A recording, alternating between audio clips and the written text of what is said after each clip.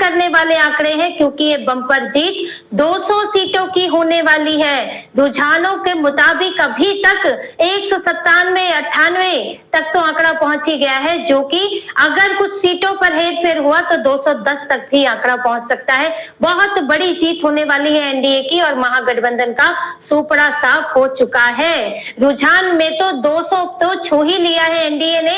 और चुनाव आयोग के आंकड़ों की भी बात करें तो बीजेपी सबसे बड़ी पार्टी बनकर उभर रही है। जदयू को भी काफी अच्छी सीटें मिली हैं और इस बार तो पिछली बार के मुकाबले जदयू ने कमाल कर दिया है। चुनाव आयोग के आंकड़ों को देखेंगे, जो अभी तक के आंकड़े हैं 90 पर पहुंची हुई है बीजेपी और जदयू के पास 79 सीटें हैं।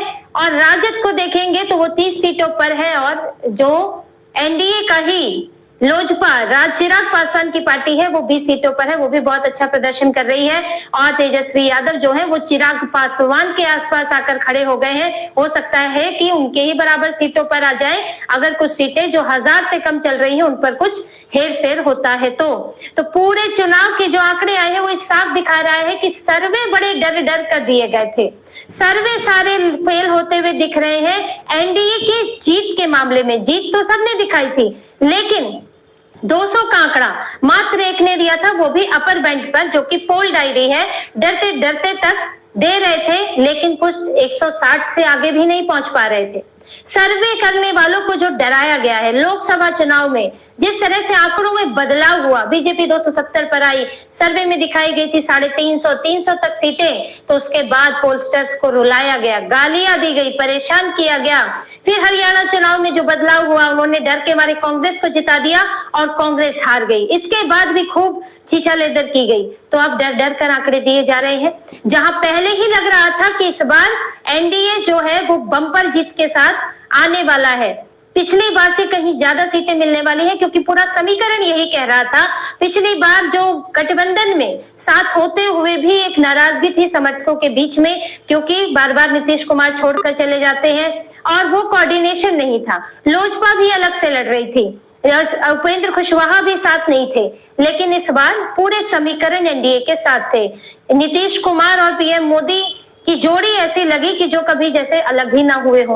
इस बार बढ़िया कोऑर्डिनेशन था। नीतीश कुमार कसम खा खा कर बोल रहे थे अब मैं कहीं नहीं जाऊंगा। तो भाजपा के समर्थकों का भरोसा नीतीश कुमार पर रहा, नीतीश कुमार के समर्थकों ने भाजपा का साथ दिया।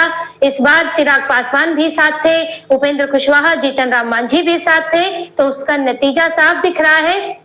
और जो इनकी योजनाएं, महिलाओं के लिए जो काम किए गए, जो एक शासन रहा है, उससे बहुत नाराजगी दिखी नहीं और ना ही महागठबंधन के लिए कोई लहर दिखी। तो पहले ही दिख रहा था कि जीत बड़ी होने वाली है और सर्वे में लेकिन बच बच कर आंकड़े दिए गए थे, पर नतीजों ने दिखा दिया।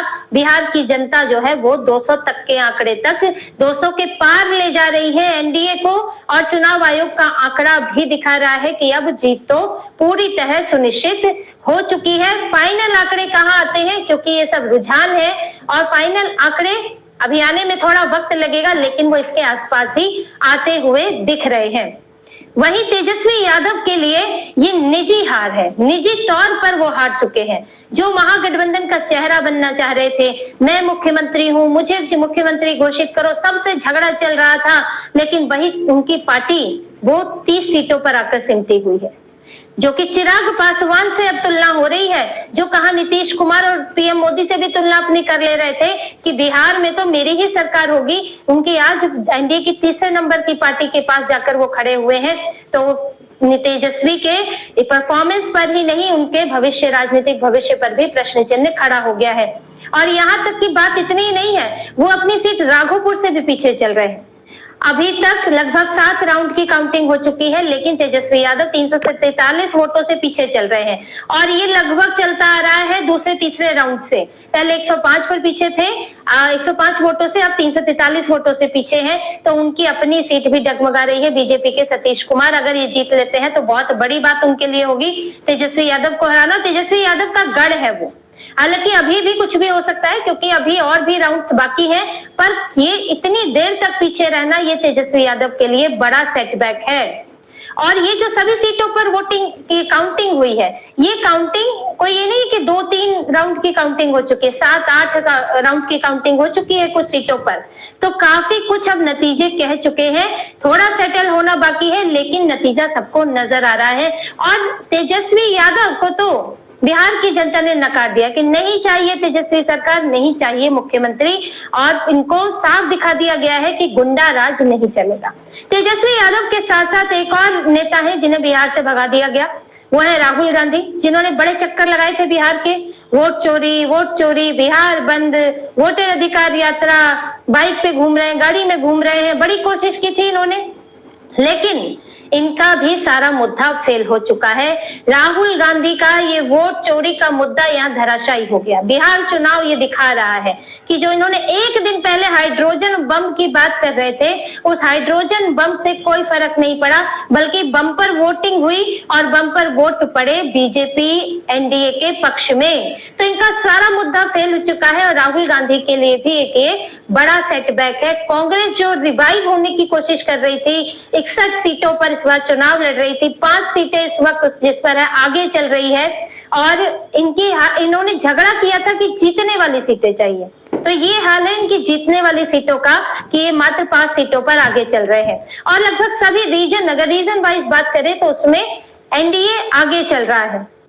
चंपारण में एनडीए 17 सीटों पर आगे है और महागठबंधन 4, भोजपुर में एनडीए 33 सीटों पर आगे है और महागठबंधन 15, कोसी में एनडीए 17-18 सीटों पर आगे है, मिथिलांचल में 45 सीटों पर एनडीए आगे है और अलीपुर से मैथिली वो चुनाव जीतती हुई दिख रही है।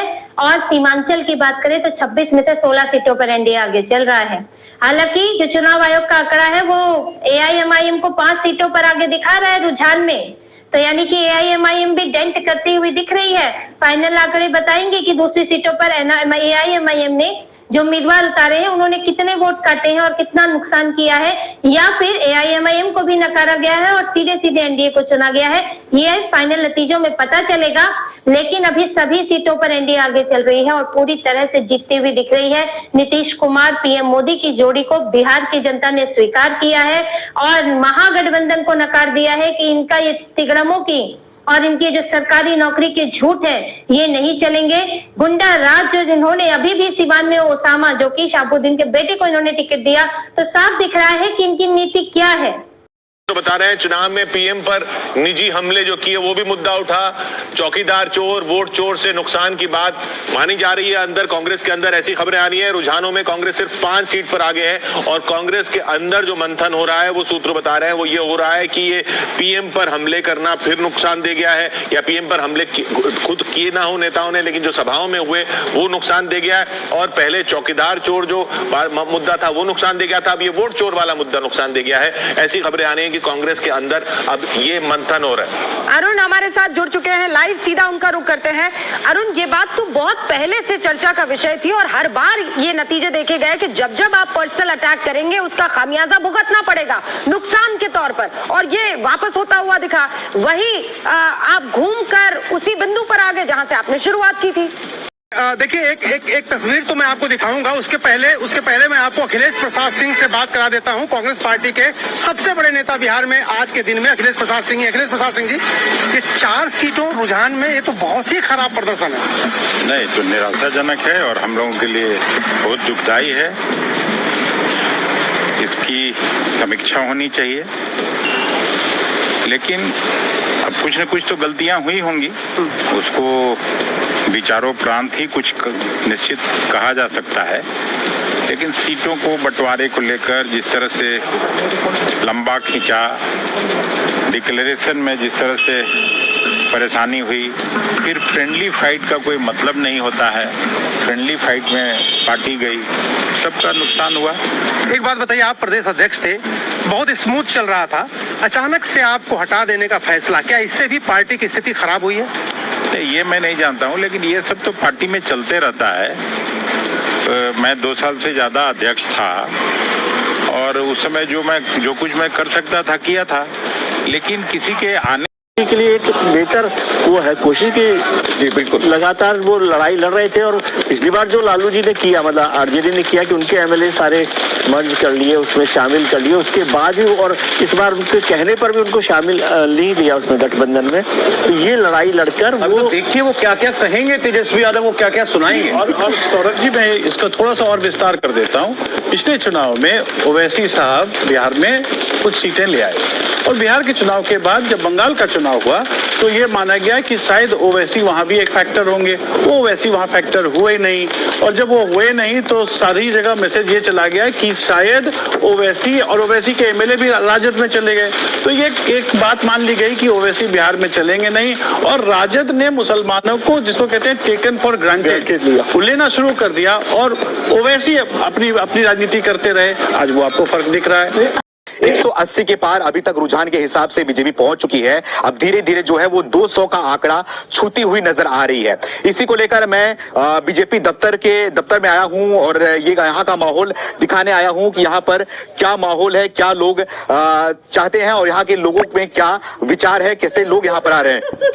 सेंचुरी की ये जो खबर इस वक्त है, आरजेडी के लिए खबर अच्छी नहीं है। और ये सबसे बड़ी खबर बता दे, आपको बता दे कि दोनों बेटे फिलहाल पीछे। अब बात इसके आगे निकल गई। आरजेडी के लिए खबर अच्छी नहीं है, आरजेडी के लिए बहुत यहाँ पर दुखदाई खबर है। और देखिए सबसे बड़ी खबर तो ये आ रही है इस वक्त की लालू प्रसाद यादव के दोनों बेटे पीछे चल रहे हैं। तेजस्वी और तेज प्रताप दोनों अपनी अपनी सीटों से, तेजस्वी राघोपुर से और तेज प्रताप महुआ से, दोनों अपनी सीटों से पीछे चल रहे हैं। और ये आइए जल्दी से आपको दिखा देता हूँ फैमिली फैक्टर में लालू यादव की फैमिली का क्या फैक्टर है यहाँ पर। सुबी, बिल्कुल लालू यादव के इसी फैमिली फैक्टर को देखते हुए खबर दोनों तरफ से अच्छी नहीं है, क्योंकि महुआ से अगर तेज प्रताप यादव की बात करें तो यहाँ खबर उनके लिए भी अच्छी नहीं है। और तेजस्वी यादव, हालांकि राघोपुर में जिस तरीके से झटके इनको लग रहे हैं, हालांकि हर राउंड की वोटिंग के बाद ऐसा लगा कि शायद कुछ वोट के साथ ही आगे हो जाए, लेकिन किशोर वहाँ चुनाव लड़ने नहीं गए, एग्जैक्टली वो आगे पीछे चल रहे।